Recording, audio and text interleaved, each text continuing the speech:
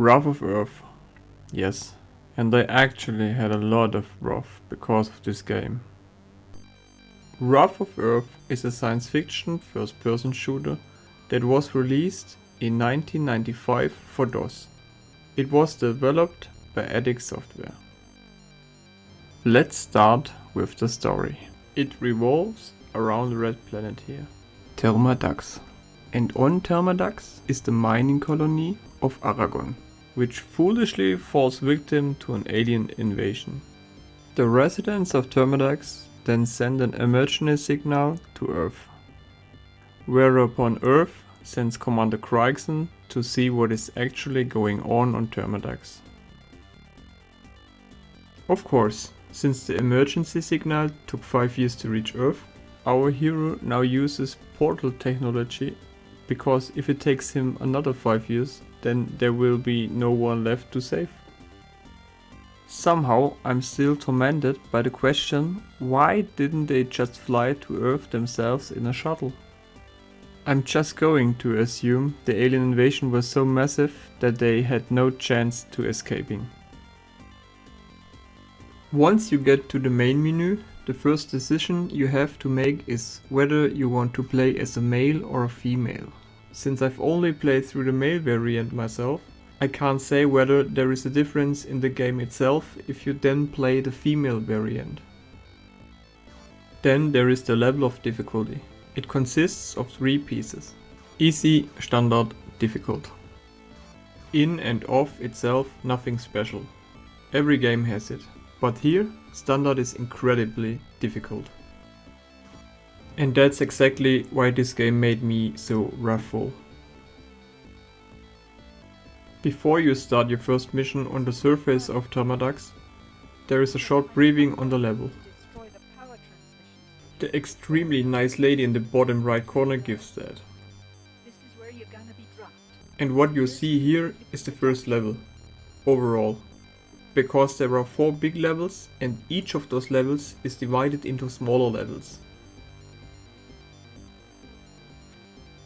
There are 12 of them in total, and each sublevel has a playing time of half an hour to an hour. The levels are quite different. You just start on the surface of Thermadax and it's very reminiscent of Mars. The game is not stingy with inner levels right from the start. It takes us to the mines of Thermadax. There we meet the first survivors at some point. But you can clearly see that they have waited 5 years. I mean, look at him. He's scarred from waiting. But you are not only on the surface or in the mines of Thermadax. There are other planets to see. Planets like this one, that's completely covered in ice. The game also has a jungle planet to offer. Later, through a large pyramid that feels like a dungeon. You are on a spaceship. Fights his way through a factory. And then, in the last level, in the main base of the aliens, enter the final. In addition to the story and the levels, it should definitely be mentioned that our hero comes with an exoskeleton that offers a lot of technology. From the start, you own all weapons. However, not all weapons can be used from the start, as some weapons use different types of ammunition, such as plasma or rockets. I didn't use some of these weapons at all, such as this multiple smart warhead. This gun is a complete waste of ammo for me. It fires 4 rockets at once, and in some levels, ammo is so hard to find. The same goes for the ionic particle gun. It's basically the same as the rapid ionic particle gun, it just shoots slower but does the same damage. I don't think I've used it once. I don't know who could need them, but I definitely not. There is this small inventory. It's for keycards, for bombs, for artifacts, things that you have to pick up and put down again later. But you have to be very careful about what you put away, because there are also things that you will need again later. There is still this overview of the individual functions that the suit has to offer, but I think that's more of a gimmick than you really need. There is another big map, it also available as a small auto map, and there's the infrared view. You actually need them in one or the other level, because you can use them to make paths and invisible opponents visible.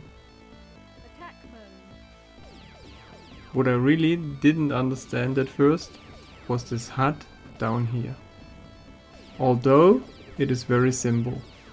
This is the display of ammo for plasma and rockets.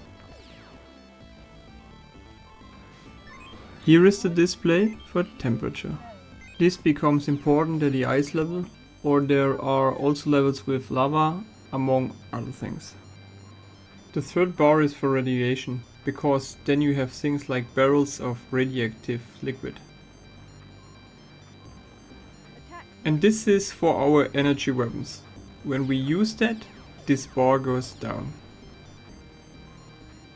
This bar is for the shield. And the last bar is for our life energy.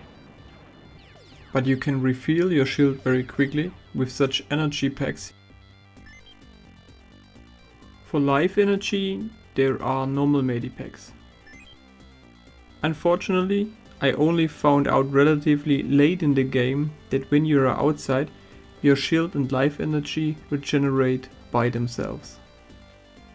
This is because the exoskeleton has the ability to recharge from light sources. So my personal conclusion about the game is that it's not a bad game, but it's also not a game that I want to play through a second time. But that's really because it's just so unfairly difficult in some places. Some levels are so winding that you fight enemies in front of you and suddenly enemies appear behind you and you are dead. It's so difficult on inner levels because your suit can no longer charge itself without any big light sources. And due to the mass of opponents, you run out of energy at some point, and then you stand there and think to yourself,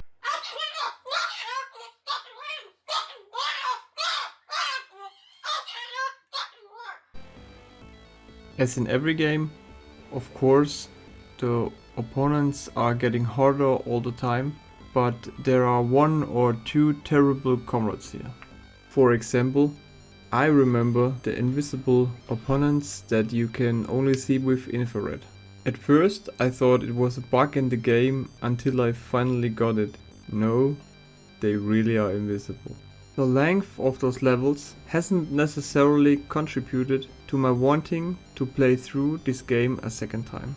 But as already mentioned, they went up to the hour, and coupled with the difficulty and the fact that I felt like I died 10,000 times, there were really evenings where I had to force myself to sit down at a PC. It was especially hard when you were stuck on a mission where you had to find some item to progress, but you just couldn't find it on this huge level. Wonderful. However, there is one more thing that I still don't understand. Namely, what all the planets and moons are called. The red one should be Thermadax. The jungle planet should be Aragon. The mining colony is also called Aragon. And the ice planet is probably a moon of Aragon. Maybe one of you guys knows exactly how it is with all the planets and moons. In conclusion, I would say it's a shame that this game didn't get more traction, because as far as I know, I got lost among all the other games. But I'm sure that many people would have enjoyed the game. So, that was my first review. If you liked it, you are welcome to give me a thumbs up or even a subscription. I would of course be very happy about that. I'll definitely be gone then. For the moment. So, take care of yourselves. Ciao. Thanks for rescuing me. I will make my way back to the other colonists. See you there.